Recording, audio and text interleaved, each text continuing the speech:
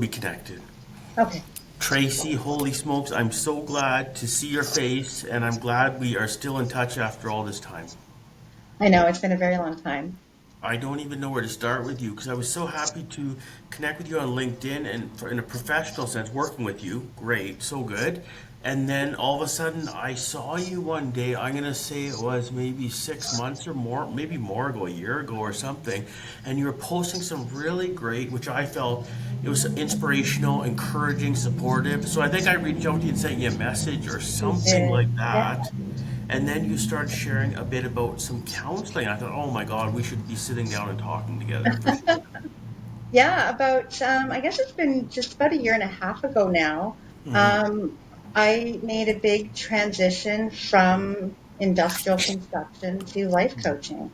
Um, and it's all I was going through a really bad period personally. I've had a fairly traumatic past. Okay. Um, and a friend of mine who is a business coach, she's like, you know what, I can help you. I'll help you on the life side of things. And so we connected, and she completely turned my life around and then helped me get started. So, That's wonderful. So, what yeah. was, I guess, I don't know if I want to dive right into it, but Feel free. do you mind sharing? Like, people often make a variety of career changes for a variety of different reasons. So, I think you had your own reason, but what in particular brought you to um, the counseling and choosing to help other people? It's always been a passion of mine. Even as a manager in industrial construction, people have always been drawn to me, and I've always been willing to have an open ear, non-judgmental discussions. And, because of everything that I've been through in my past, I've lived a lot of the situations that people are coming to me about, divorce, abusive relationships, children, raising children, all of that stuff, work transitions.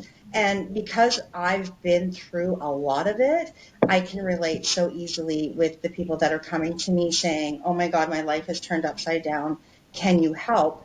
And having been an actual client of a life coach, I know the difference it can make because my life has completely changed.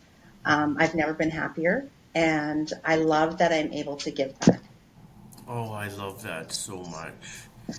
Did you ever, is this more related to your personality? Have you always been this person who's open? I assume you're a good listener to do what you do. I am, yeah. Yeah. I think I've always been this way. I mean, I remember even in high school, I had one friend come up to me. I've stayed friends with most of my friends from elementary school and high school. And I spoke to one. She's now a very successful realtor in California. And I saw her about 2 years ago. And she said, she says, your words made a difference to my life. And I'm thinking, what words? And I guess when we were in grade five or grade six, her parents split, and she had to move. And she was sitting in the school that we called it the forum at the time, and she was sitting there crying. And I guess I sat down beside her and said, you look so beautiful when you cry. Everything's going to be okay. And she said that moment was so pivotal. She now uses that as a teaching moment when she's training new realtors. And I had no idea that, 30 years later, actually it's been more than that, she would, it meant that much to her. So, yeah. Oh my gosh, what's that great ex expression? I can't remember. I always think it's like Maya Angelou or something where, people don't remember the words you said, but they always remember how you made them feel. And the fact Yeah. that your friend's telling you that story and that story's over 30 years old is pretty remarkable in that context. Yeah. And, even now, like I have clients that I'm best friends with. We've gone through the process of the 8 or the 16 or the 24 weeks of healing. And, now we're best friends. I just had one of my clients stay with me last weekend. And we had an absolute blast. And I have clients, former clients reaching out to me almost every week just touching base to say hi, telling me how great things are going and how their life has changed. And, that's a blessing for me to be able to hear that. Wow, that's wonderful. Like when you think about where you are on your, I don't want to say professional journey, but personal journey, because they seem pretty intertwined with you.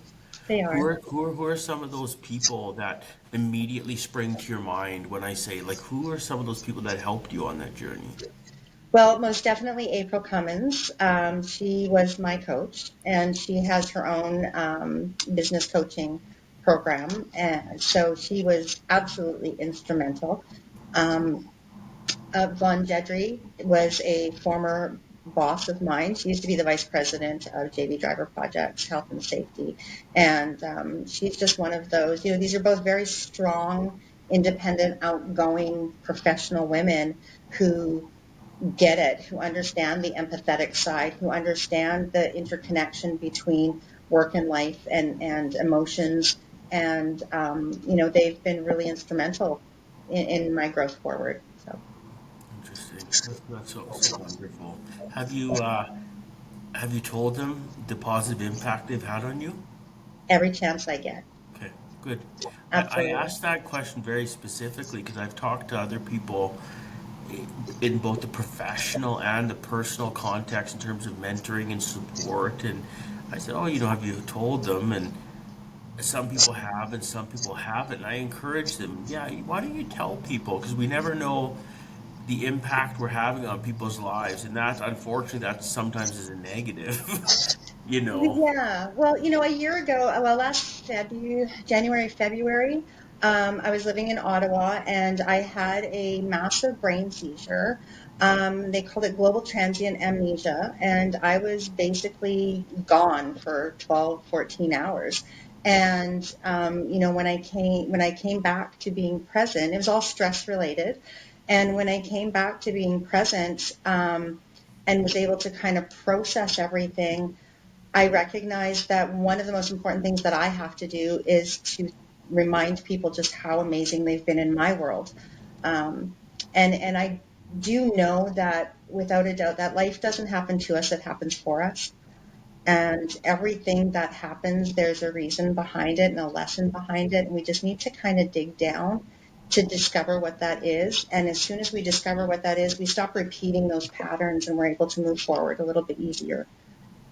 Yeah, gosh, I suspect it's, sometimes easier said than done because you can understand it, almost academically that there's a lesson to be learned in this low point or challenge in your life. But Right. how do you pull the good and learning from it and move forward? It's not easy sometimes. It's not easy. But when you've got somebody there who's done it over and over and over and over again, who can help you kind of unravel that, it does help. And, I've seen it firsthand, not only in myself, but in my clients. And, it's getting curious about why it happened and what emotions are behind it. And, when you finally dig down, we generally find that it's something that happened when we were kids.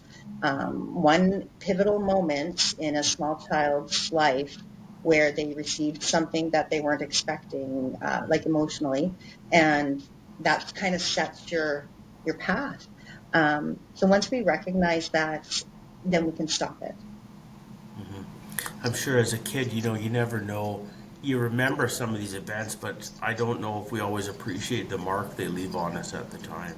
Right, right. Well, and there's so much. There's generational trauma. Like our parents only did the best job that they knew how to do, and it's not always good, right? So it's just a matter, we really have to dig deep. And, I tell my clients I can guide you and I can help you as much as possible, but you have to do the work. And it's not easy work. So, I've heard other people say that. They said, counseling or therapy, whatever you're working through, it's one of those things very much you get out of it what you put into it. absolutely. I've been on my healing journey for 6 years now.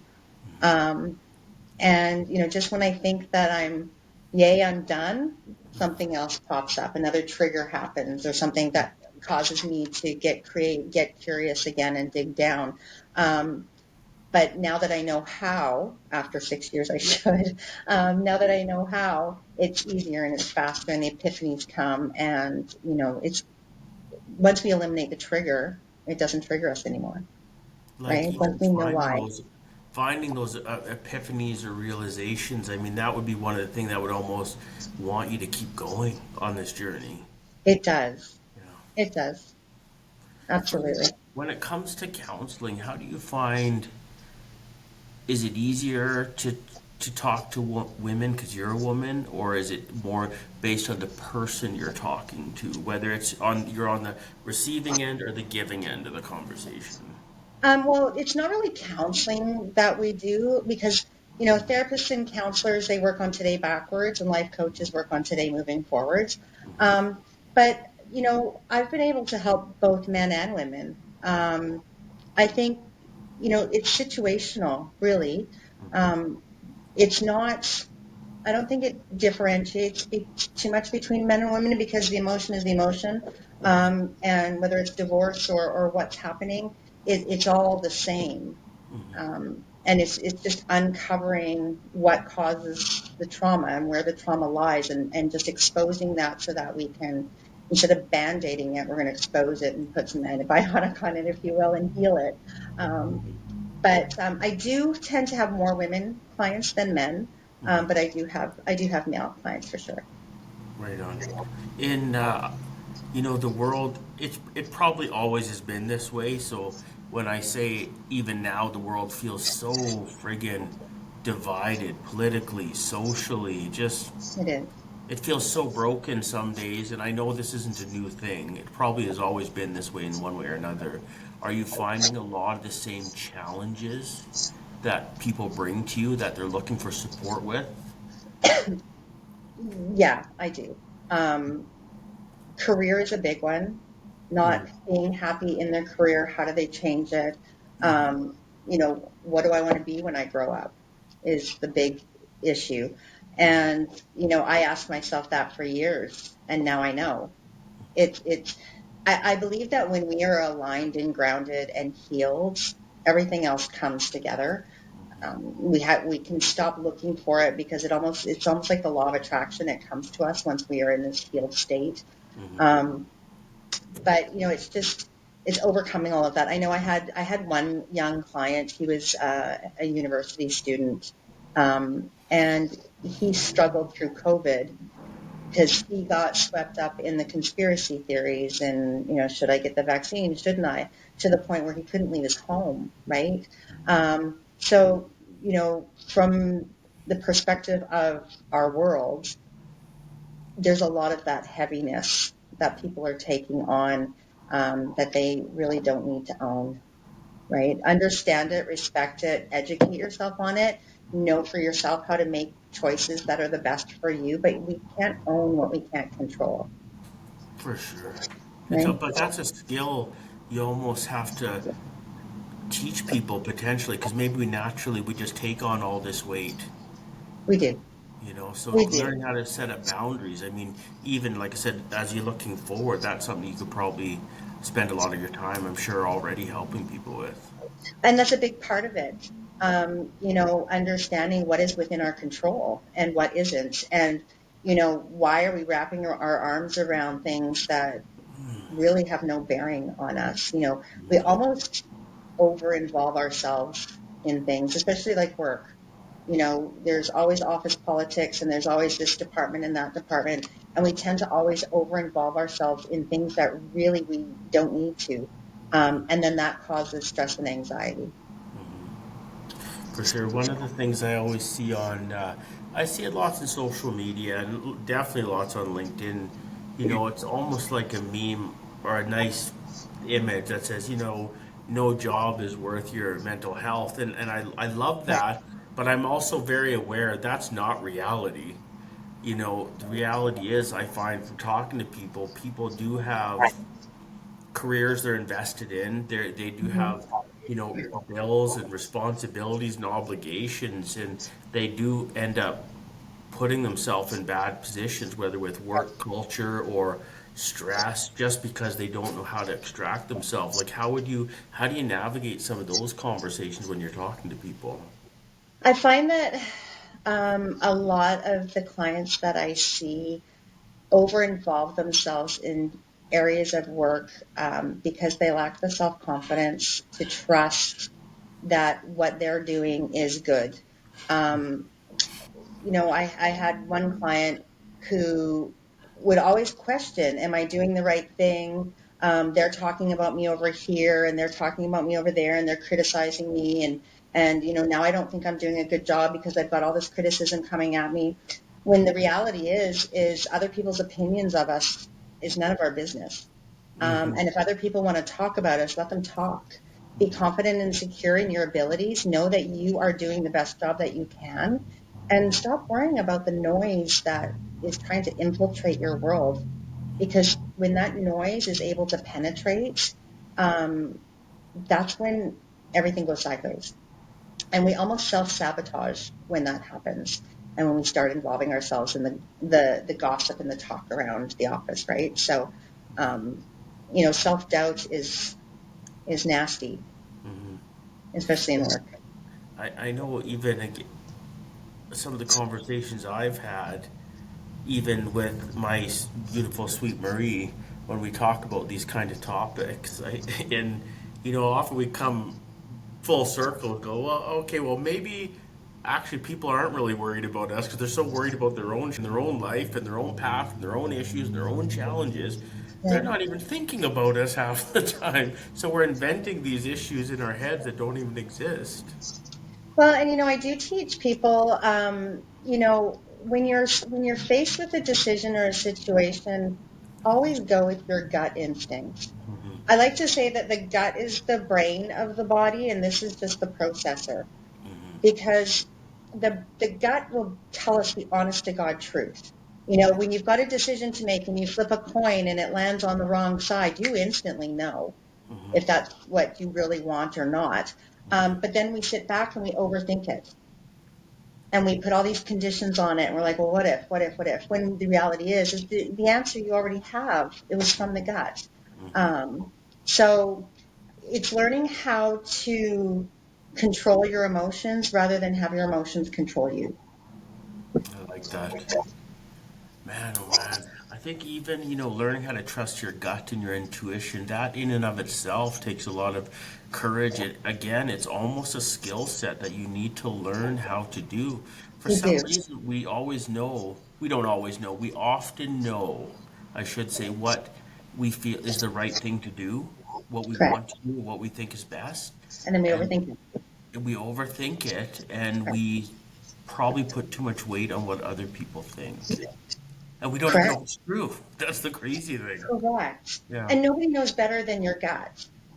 Your intuition is always going to be on point. And that is something that I do teach my clients is how to be present enough so that you can hear it when it speaks to you and how you can turn this off because this is going to be your downfall. I know for all of us. I saw this great, again, small little snippet on Instagram once, and I think it was Jordan Peterson said something effective. If you were to take 5 minutes in quiet and sit on the edge of your bed, you actually know where your stumbling blocks and what's holding you back in your life. But Correct. either we don't give ourselves that 5 minutes to pause, or we're too nervous because we don't want to give up our life or change. Change is so hard. We make it harder than it needs to be, really. And being comfortable in your own space in absolute quiet is key because when we're not sitting in silence and trying to calm the mind, um, it's just chaos, right? We just live in chaos. So taking that 5 or 10 minutes to sit on the edge of the bed and just breathe and focus on your breathing calms the central nervous system. It calms the mind. It absolutely calms everything. And then we can make more rational decisions. And it's not an emotional decision. How much emphasis do you put when you talk to people? How much emphasis do you put on the importance of the people in their lives and the people they surround themselves with. Well, that's interesting that you asked that, because what I have found is when we heal ourselves, the people around us either heal or they fall away. So people are in our lives for a multitude of reasons, and going through the healing process, only those that are for our greater good generally stick around. So, you know, putting a lot of weight on the people that we surround ourselves um, is difficult to do, because we have to be present and cognizant enough to know whether these people are good for us or not, and why we're choosing to keep them around and why they're choosing to keep us around. Is it because of a solid friendship? Is it because of an ulterior motive? Is it because they Because like they're our energy? because they're family. Family, we don't have to keep our family around us. We can set those boundaries and say, you know what, I love you to death, in small doses, right? Yeah. Our energies don't connect, and that's okay. That's okay. They know you love them and you spend time with them. It's just teaching you how to manage yourself when you're with those people. Man, I had a really, this makes me think of a great, I talked to someone, I think, a few hours ago today, and Okay. she works for, uh, she's not a recruiter, but help people find work and change careers, and great person. And I asked, how do you, when you find people who can't find work or they're struggling, sometimes you can see what their block is. You could see maybe Yeah. where they're coming off poorly in an interview, and navigating some of those conversations isn't easy.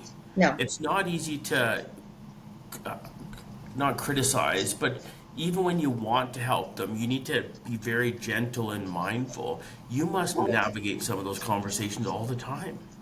I do, but I always preface it with, do you want to know what your block is, or do you want to discover it on your own? Because I can tell you. I mean, I'm fairly okay with picking up on where the blocks are relatively quickly. Um, and I also have them do a full assessment, which helps me understand them and understand where those blocks are. But I tend not to sugarcoat too much, because people are paying me to help make a difference in their life and to help teach them how they can navigate the waters. If I sugarcoat everything, we're never going to get there. And if it can take 6 months to a year for people to make full change. It took me a year to make complete change in my life. Um, and some clients can only swing doing an 8-week program. So, we want to be able to get some positive forward movement as quickly as possible. So there's not always the opportunity to sugarcoat. And I am very clear up front with them and upfront with them at the beginning to say, okay, I will be kind, but I'm going to be strong. And are you okay with that? Yeah, it's funny you say sugarcoat because I think that's what we do with our family, and I think that's often what we do with the people we love the most. Absolutely. And that's our default setting. I've always thought, you know, society and life, it's not set up to be honest and truth and blunt and, I love you, so this is the truth. It's not like that. It's more set up to be kind, gentle, not hurt your feelings. I don't Yeah. know. What you're doing is it's not, for me, it's not an easy job that you've chosen to take on. That's all. It's a passion. Yeah. It fills my soul. And I have a family member like that. Okay. Love her to death. And it got to the point where I'm like, okay, it's time to be real. And this is where, I call it my come to Jesus conversation. And I just laid it all on the line. And she sat back and went, oh my God, you're right. And I went, oh, phew, right? But our relationship has improved tenfold. Um, and it was difficult, but it was absolutely necessary. But Yeah. you loved her enough to have that hard conversation, Tracy. That's the point, is we don't know. I don't know how people perceive me, whether it's my family or people at work. Honestly, 100% do I know how I am viewed by other people? And the answer is no. So Does it you, matter? uh, I Will it would impact your say life in any way, shape, or form to know that everybody loves you or doesn't like you? I'd say it does not matter. Human nature is that we want to be loved, we want to be accepted, we want to be liked. I mean, that's Yeah. human nature. In a Well, professional setting, in a professional context, it it might matter a little bit as well because might have some impact or influence on your career in some capacity. So I but wouldn't then, say it wholesale doesn't matter.